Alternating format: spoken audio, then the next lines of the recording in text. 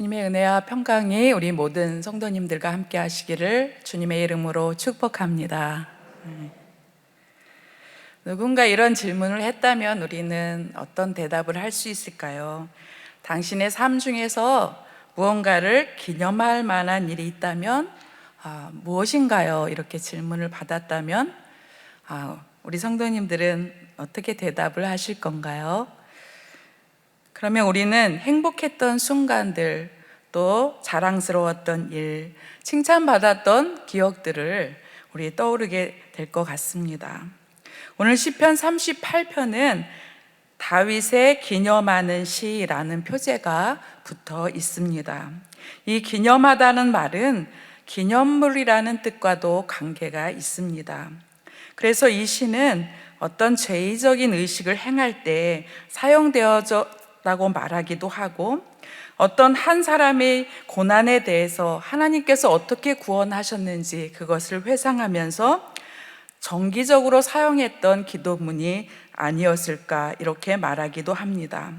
그런데 우리는 시편 38편을 읽으면서 한 사람의 삶의 모든 환경에서 비롯된 개인적으로 하는 참회 시이기도 하지만 이후에 이스라엘 전체 공동체에서 동일한 삶의 위치에 처했을 때 함께 예배하는 중에 사용되었던 시라고 우리가 생각해 볼 수 있습니다.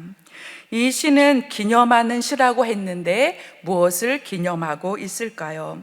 38절 1절을 보면은 38편 1절에 이렇게 말씀이 시작이 되고 있습니다. 여호와여, 주의 노하심으로 나를 책망하지 마시고 주의 분노하심으로 나를 징계하지 마소서. 2절 말씀에 주의 화살이 나를 찌르고 주의 손이 나를 심히 누르시나이다. 시작부터 내용을 보면 전혀 기념할 만한 시의 내용이 아닙니다. 오히려 심한 고통 중에서 부르짖고 있습니다. 시편 38편을 읽으면 이것이 회개의 기도라는 것을 알 수 있습니다. 다윗은 회개의 기도를 하고 있습니다. 어떤 상황에서 다윗은 이러한 회개의 기도를 주님께 드리고 있나요? 표제를 보면은 이 시가 언제 쓰여졌는지, 어떤 배경 안에서 이루어진 시인지 기록이 없습니다. 그런데 우리는 이것이 사무엘하 11장과 12장에 기록된 다윗의 밧세바 간음 사건, 그것을 배경으로 하고 있다는 것을 보게 됩니다. 다윗은 신하인 우리아의 아내를 취하고 그를 죽였습니다. 그리고 이 일에 대해서 나단 선지자를 통해서 하나님의 책망을 받았습니다. 이제 다윗은 시편 38편 이 시를 통해서 자신이 얼마나 큰 고통에 처했는지를 호소하고 있습니다. 다윗에게는 아주 극심한 육체의 고통이 있었습니다. 그래서 38편 3절을 통해서 이렇게 고백을 합니다. 주의 진노로 말미암아 내 살에 성한 것이 없사오며 나의 죄로 말미암아 내 뼈에 평안함이 없나이다.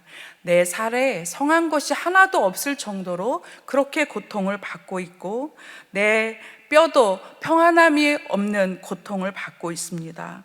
5절 말씀을 통해서는 내 상처가 썩어 악취가 나오니 내가 우매한 까닭이로 서이다. 나의 상처도 다 썩는 이러한 고통 가운데 내가 있습니다. 아주 극심한 육체의 고통을 호소하고 있습니다. 이뿐 아니라 다윗에게는 정신적인 고통도 있었습니다. 8절을 통해서 또 이렇게 고백을 하고 있습니다. 내가 피곤하고 심히 상하였음에 마음이 불안하여 신음하나이다. 우리 정신적으로 힘들 때 우리도 이러한 동일한 고백을 하게 됩니다. 내가 정말 피곤합니다. 그리고 내 마음이 불안해서 내 입에서 한숨이 나옵니다. 우리도 이렇게 정신적으로 고통을 받을 때 이렇게 이야기를 합니다.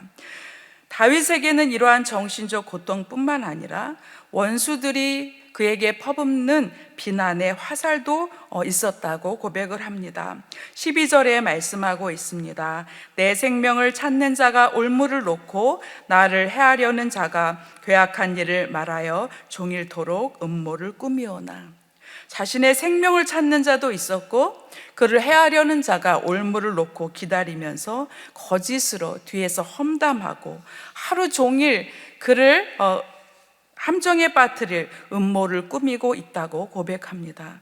이 고통이 얼마나 심했을까요? 그런데 다윗이 정말 견딜 수 없는 고통이 이것이었을 것 같습니다. 사랑하는 사람들마저 떠나버렸고 그는 정신적으로 소외되었고 그 고통을 또 하나님께 호소하고 있습니다. 11절에 내 사랑하는 자와 내 친구들이 내 상처를 멀리하고 내 친척들도 멀리 섰나이다. 사랑하는 자들, 나를 위로하고 나를 힘주는 모든 사람들이 다 떠나버리는, 혼자서 이 고통을 감당해야 되는 이 아픔을 호소하고 있습니다.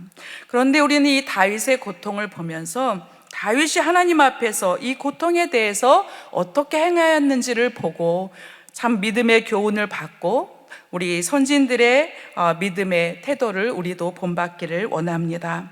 다윗은 이 고통에 대해서 이 원인이 밖에 있지 않고 자신에게 있다라고 고백을 하고 있습니다.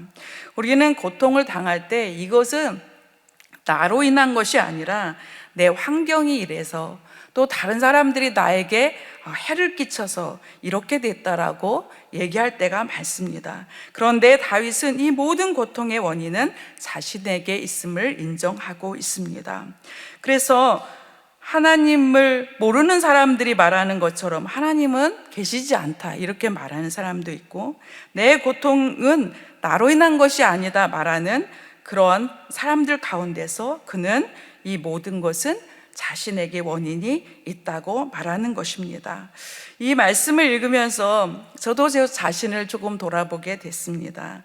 저도 비난을 당하는 것을 참 견디지 못하고, 비난을 당할 때 침묵하지 못하고 자주 변명하는 그러한 버릇을 가지고 있습니다.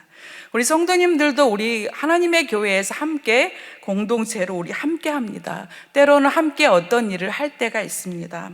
또 우리 속회로도 함께 또 서로 소통하고 있습니다. 그런데 일이 잘못됐을 때는 다른 사람에게 원인이 있는 것이 아니라 결국 나 자신도 하나의 같은 공동체로서 잘못이 있다는 것도 발견을 하게 됩니다. 오늘 다윗의 모습을 통해서 나로부터 이 문제를 발견하고 해결해 나가는 우리 모두가 되기를 원합니다. 다윗은 이 문제를 인정했을 뿐 아니라 하나님께로 가져갔다는 것입니다. 왜냐하면 죄의 문제를 해결하실 수 있는 분은 오직 하나님 뿐이시기 때문입니다. 그래서 하나님의 도우심을 구하고 있습니다. 여호와여, 주의 도하심으로 나를 책망하지 마시고 주의 분노하심으로 나를 징계하지 마소서. 우리 하나님께서 우리에게 원하시는 태도는 어떤 태도일까요? 하나님은 우리의 죄를 책망하시고 지적하시는 분이 아니라 우리가 빨리 죄를 인정하고 하나님 앞에 나오는 것을 기뻐하시는 주이신 줄 믿습니다.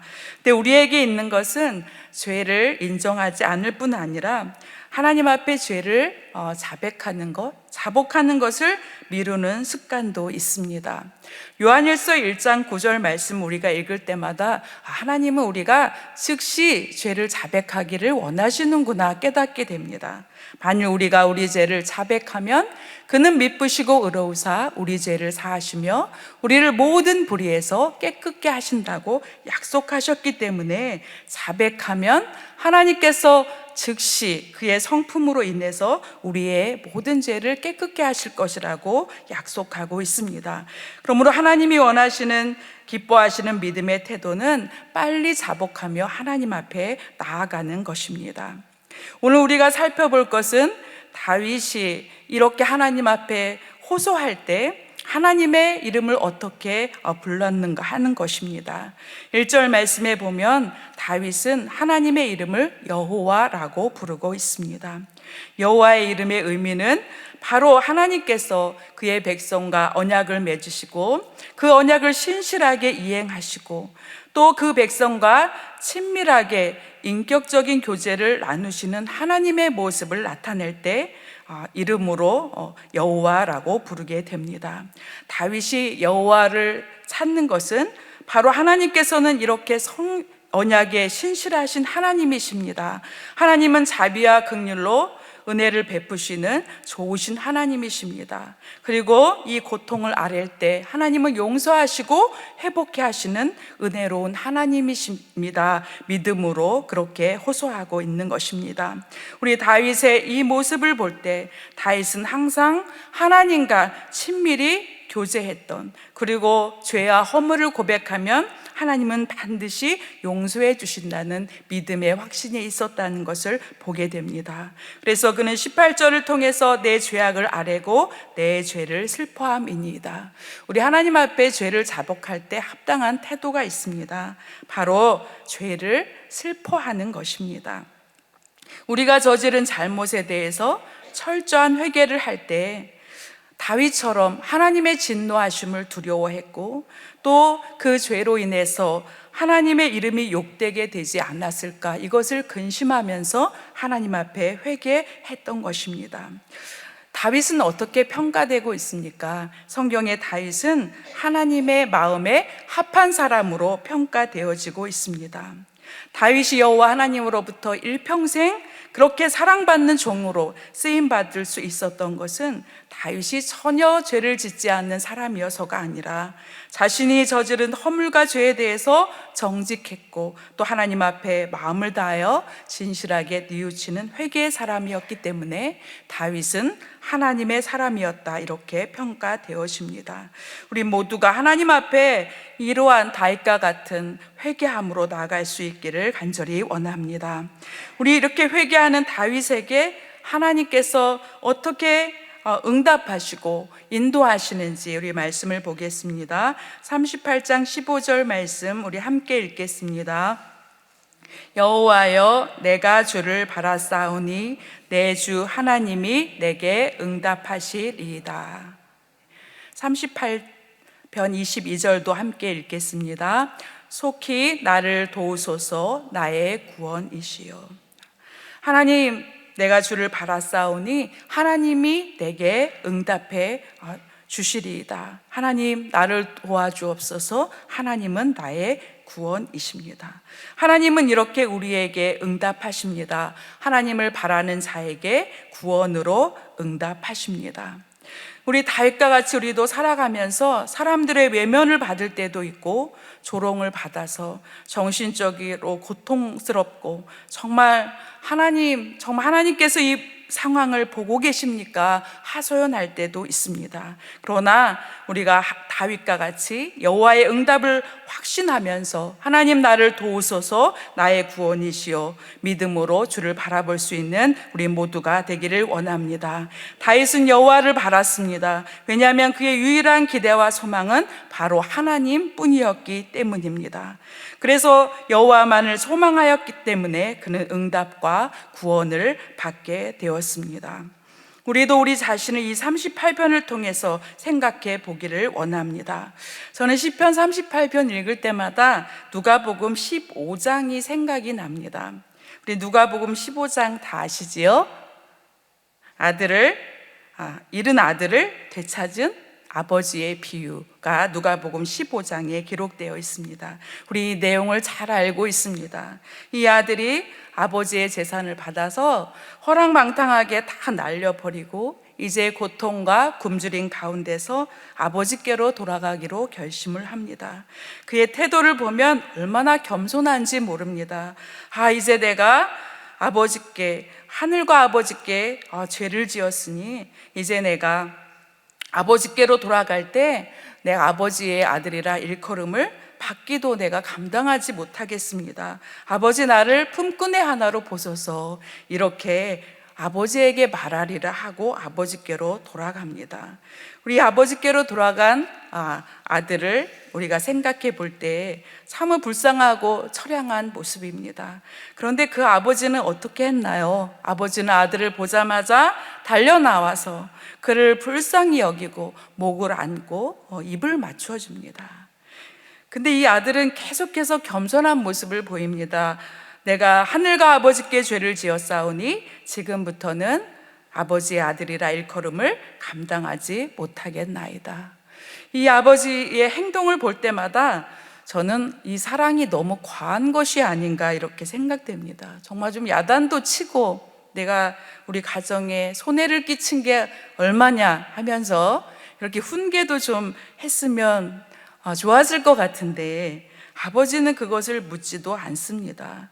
정말 과한 사랑으로 이 아들에게 해주시는 것을 보게 됩니다. 제일 좋은 옷을 내어다가 입히게 하고 손에 가락지를 끼우고 발에 신발을 신기고 여기에다가 이제 살찐 송아지를 끌어다 잡으면서 잔치를 베풀게 됩니다. 그리고 많은 사람들을 초청해서 또 이 아들이 내 아들이 죽었다가 다시 살아났습니다. 우리 함께 먹고 즐기며 같이 기뻐합시다. 이렇게 말하는 아버지의 사랑이 정말 측량할 수 없는 우리 하나님의 사랑인 것을 보게 됩니다. 우리 하나님은 이렇게 우리에게 정말 넘치도록 과한 사랑을 베풀어 주고 계십니다. 우리 하나님 앞에 나아갈 때 이렇게 우리를 위로하시고 감사하시고 우리의 모든 고통을 헤아리시는 아버지의 사랑에 정말 겸손함으로 감사하면서 나아갈 수 있는 우리 모두가 되기를 원합니다. 오늘 이 시대를 살아가면서 특별히 이 코로나를 겪으며 우리가 이 시간을 살아가면서 하나님이 우리에게 요청하는 것이 무엇일까? 시편 38편을 통해 생각해 보게 됩니다. 하나님 우리에게 무엇을 원하실까요?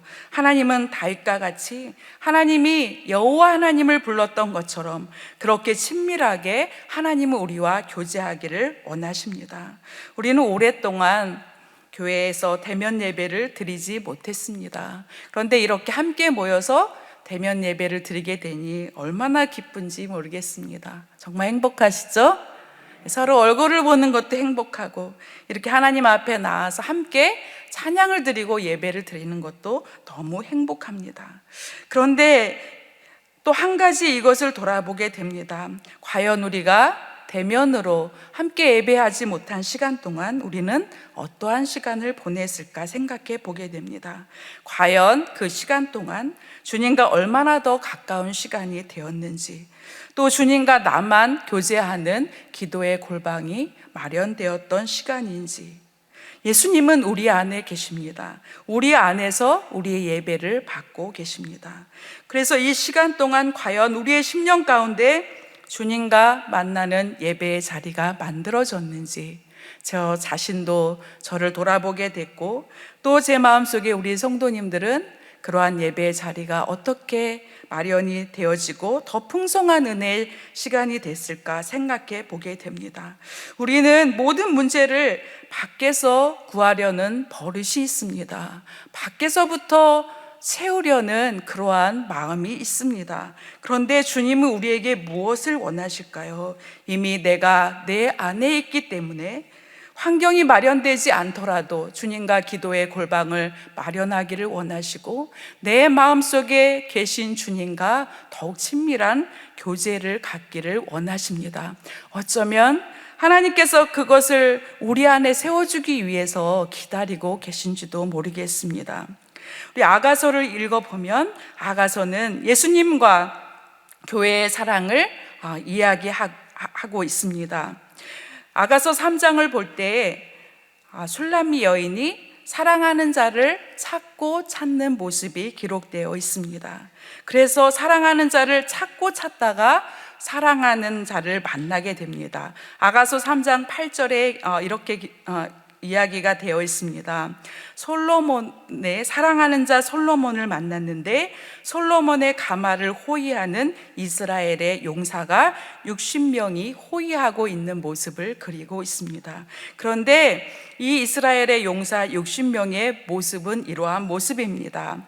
다 칼을 잡고 싸움에 익숙한 사람들이라 밤의 두려움으로 말미암아 각기 허리에 칼을 찾느니라. 솔로몬의 가마를 호위하는 용사들의 모습은 밤의 두려움을 인해서 가만히 있거나 나태하게 안일하게 두려워하면서 가만히 있었던 사람들이 아니라 자기 자신이 각각 허리에 칼을 찬 사람들이 이 사랑하는 자 솔로몬의 가마를 호위하고 있는 용사였습니다. 우리는 이 말씀을 통해서 하나님께서 우리에게 원하시는 것은 우리가 이 술람미 여인처럼 사랑하는 자 우리 주 예수님을 날마다 찾기를 원하십니다. 또 우리 안에서 주님과 함께 동행할 때 밤의 두려움으로 인해서 정말 두려움이 오는 상황은 우리가 살아가면서 너무 많이 있습니다. 그런데 각각 자신이 이 두려움을 이길 수 있는 칼을 갖고 있다면 이 두려움도 능히 이길 수 있다는 것입니다. 주님은 우리가 이러한 사람이 되기를 원하시는 줄 믿습니다. 환경이 너무 어렵고 이 환경이 장애가 돼서 내 신앙은 잘할 수가 없어, 내가 어디 가서 나를 도울 사람을 찾을 거야, 나를 충족하게 하는 어떤 것을 내가 찾을 거야 하지 않고 이미 내 안에서 말씀으로 말씀하시고 나의 골방의 기도 가운데서 나에게 음성을 들려주시는 그 하나님으로 말미암아 강인한 믿음을 가진 우리 모든 성도님들 되시기를 원합니다. 오늘 하나님 앞에서 밤의 두려움도 이길 수 있는 주님과 깊은 교제를 나누는 강인한 주의 용사가 되기를 원하고, 다윗과 같이 고통 가운데서도 주님 앞에 나아가서 주여 나를 도우소서, 이 모든 고통이 나의 허물과 잘못으로 인한 것이라면 하나님 나를 용서하여 주시고 주님의 은혜로 나를 회복시키셔서 주님의 강한 군사와 일꾼이 되게 하시고 이 세상에 주님의 빛을 비출 수 있는 주님의 귀한 성도가 되게 하옵소서. 다윗과 같이 믿음으로 주님 앞에 나아갈 수 있는 귀한 성도님들 되시기를 주님의 이름으로 축복합니다.